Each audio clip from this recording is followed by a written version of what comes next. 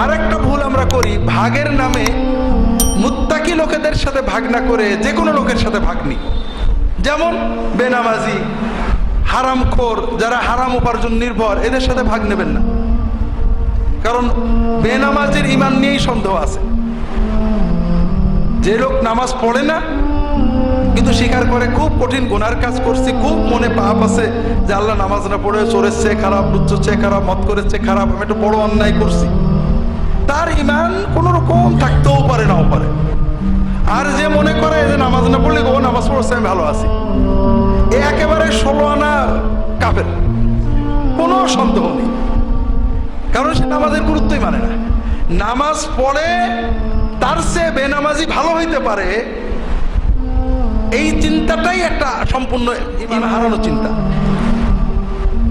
একজন মানুষের ভালো মন্দ হওয়ার একজন লোক মা বাবার সেবা করে, মানুষের উপকার করে, সত্য কথা বলে, এগুলো ভালো কাজ।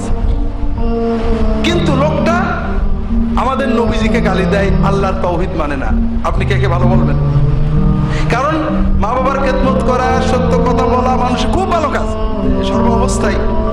কোরবানি বেনামাজির সাথে কোনো অবস্থায় ভাগে নেবেন না। বেনামাজি কুরবানি দেয়, এর নমুনা হলো ন্যাংটো লোক পাগড়ি পরে,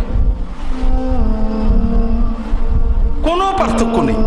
কুরবানি দেয়া সুন্নত অথবা ওয়াজিব, ঠিক না? আর নামাজ পড়া ফরজ। কুরবানি আজীবন না দিলে কুফরি হবে, কোনো হাদিসে নেই।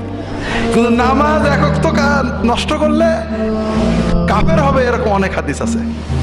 অন্তত নামাজের গুরুত্ব অস্বীকার করলে যে কাফের হবে, এটা ইজমাই মাসালা, সবাই একমত।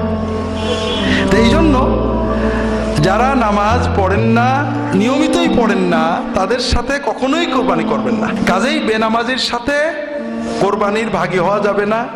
যারা হারাম উপার্জন নির্ভর, ঘুষ খান জানি, সুদ খান জানি, তাদের সাথে কোরবানির ভাগ কখনোই করবেন না, কোনো অবস্থাতেই না। এদিকে সবাই খেয়াল রাখতে হবে। আল্লাহ তাআলা সবাইকে তৌফিক দান করুন।